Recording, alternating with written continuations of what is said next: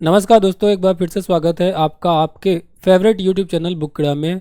दोस्तों, जाति प्रमाण पत्रों को लेकर के एक जो है बहुत बड़ी अपडेट सामने जो है आ रही है।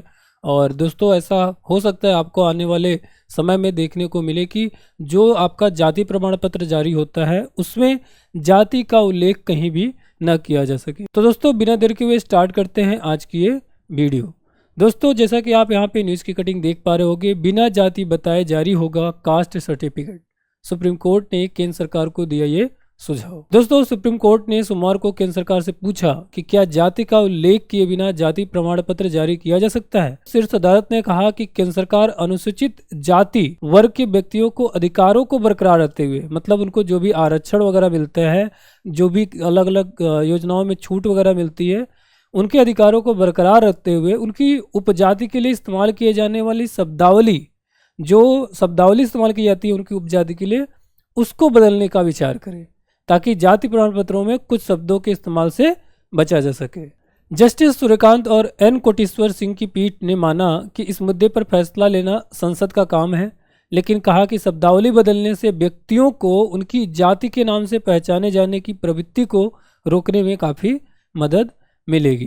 तो दोस्तों, आप सोच रहे होंगे कि सुप्रीम कोर्ट ने ऐसा क्यों कहा। दोस्तों, जैसा कि आपको मालूम है कि आज भी चूंकि हम जो है आज़ादी के बाद एक लंबा जो है सफ़र तय कर चुके हैं, आज हम 2025 में जो है पहुंच चुके हैं, लेकिन आज भी दोस्तों जाति के नाम पे बहुत ज़्यादा भेदभाव वगैरह होता है। और बहुत सारे लोगों को सिर्फ वो किस कास्ट का है व्यक्ति, उसके हिसाब से उसको जज करते हैं, जो कि जो है बिल्कुल भी सही नहीं है। जैसे कि कुछ ऐसे नाम, जैसे कि आपने सुना होगा चमार, मुसहर, लोहार, तो ये जो नाम है दोस्तों, ये कितने मतलब अजीब से लगते हैं।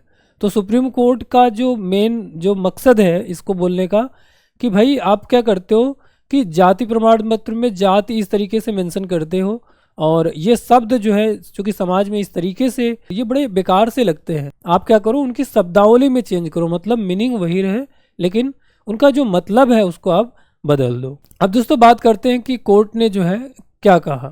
कोर्ट ने कहा इन शब्दों का इस्तेमाल उचित नहीं। तो कौन से शब्दों की बात की जा रही है दोस्तों? वही जो मैं बता रहा था कि जैसे कुछ ऐसे जैसे चमार, मुसहर, लोहार, ठीक है, खटिक, तो इस तरह के जो शब्द हैं उनका इस्तेमाल करना उचित नहीं है, ऐसा दोस्तों कोर्ट ने जो है सुझाव दिए।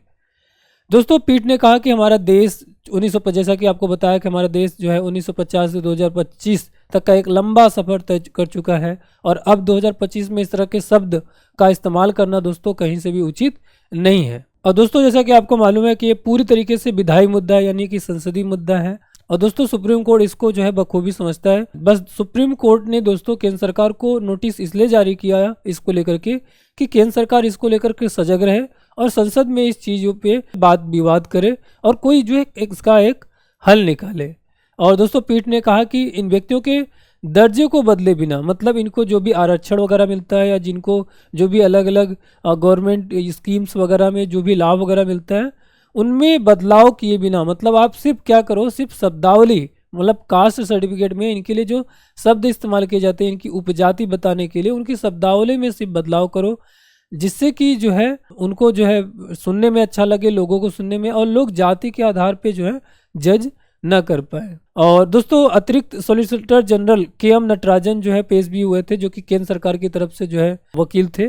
तो दोस्तों, केंद्र सरकार की ओर से पेश अतिरिक्त सॉलिसिटर जनरल के.एम. नटराजन ने कहा कि यह एक नीतिगत निर्णय है। इन शब्दों को हटाने से अनुसूचित जाति एवं अनुसूचित जनजाति श्रेणी में होने के कारण इन लोगों को मिलने वाले जो अधिकार और लाभ मिलते हैं वो प्रभावित हो सकते हैं। मतलब केंद्र सरकार के जो वकील हैं दोस्तों, उन्होंने ये भी बोला कि अगर हम ऐसा करेंगे तो जो उनको जो अनुसूचित जाति या अनुसूचित जनजाति यानी एससी और एसटी के लोग हैं, उनको जो आरक्षण वगैरह मिलता है या जो गवर्नमेंट स्कीम या अलग अलग जगहों पे जो उनको छूट मिलती है, उनका गवर्नमेंट स्कीम का फ़ायदा मिलता है, उससे वो वंचित हो जाएंगे। तो दोस्तों, इसको लेकर के जस्टिस सूर्यकांत ने कहा कि कोई नहीं कह रहा कि आप शब्दों को ही हटा दो। लोग ये मतलब हमारा कहने का मतलब ये है कि आप शब्दावली में जो है फिर बदल कर दो। मतलब हिंदी में आपको मालूम है कि एक चीज़ के लिए कई सारे शब्द होते हैं, तो कुछ अच्छे शब्दों का जो है इस्तेमाल करो।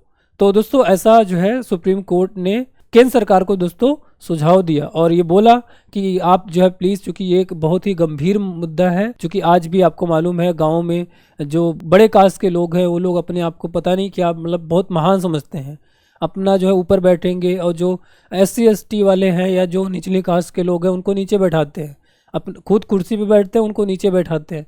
तो बड़ा जो रेसिज्म होता है, बड़ा जातिवाद अभी तक जो है दोस्तों होता है इसको लेकर के। तो इसलिए दोस्तों सुप्रीम कोर्ट ने केंद्र सरकार को ये सुझाव दिया कि भाई आप जो है शब्दावली में फेरबदल कर सकते हो, और इसके लिए उन्होंने सुप्रीम कोर्ट ने ये भी बोला कि भाई आप इस पे जो है, चूँकि एक गंभीर विषय है, इस पे आप जो है संसद में चर्चा करो और किसी न किसी एक अच्छे जो है हल पे इसका जो है कोई ना कोई अच्छा हल निकालो। तो दोस्तों इस मुद्दे को लेकर के आप क्या सोचते हो? क्या ऐसा होना चाहिए कि जो जाति प्रमाण पत्र है उसमें जो है जो उपजाति के लिए नाम इस्तेमाल किए जाते हैं, खास करके SC ST के लिए, उसमें जो है फिर बदलाव होने चाहिए, या इसका कोई और निचोड़ आपको जो है समझ में आता है? तो आपकी जो भी राय है इस विषय पे प्लीज़ कमेंट करके हमें ज़रूर बताएं, और आपके जो है कमेंट का जो है इंतज़ार रहेगा। तो दोस्तों ये भी कमेंट करके ज़रूर बताएं कि आपको हमारी वीडियो कैसी लगी। तो मिलते हैं नेक्स्ट वीडियो के साथ एक नई इंटरेस्टिंग और एक नई और इन्फॉर्मेटिव जानकारी के साथ। तब तक के लिए थैंक यू, जय हिंद।